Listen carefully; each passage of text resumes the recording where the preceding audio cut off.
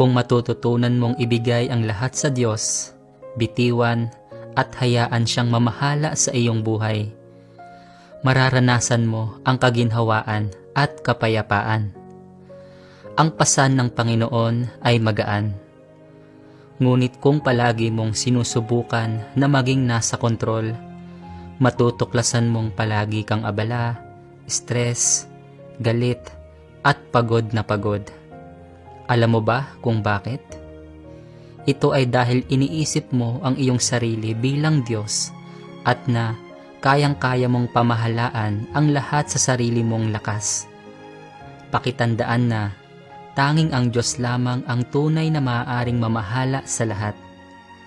Naranasan mo na bang magpahinga sa Panginoon? Kumusta ang iyong buhay? Alam mo, maraming mananampalataya ang hindi pa tunay na natatanggap ang kanilang buhay sa pahinga. At marahil ikaw ay ganoon rin. Ibig kong sabihin, kung isusuko mo ang iyong buhay sa Diyos, maaari mong maranasan ang kapayapaan sa gitna ng mga problema. Maaari mong maranasan ang isang pakiramdam ng seguridad. Bakit? Dahil may mga pangako mula sa Diyos.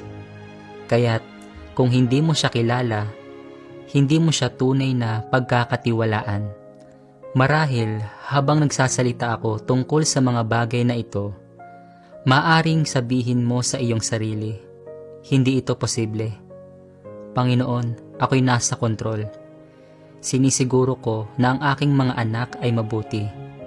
Sinisiguro ko na ang aking trabaho ay maayos ang takbo at nagbibigay ng masaganang panustos para sa aking buhay.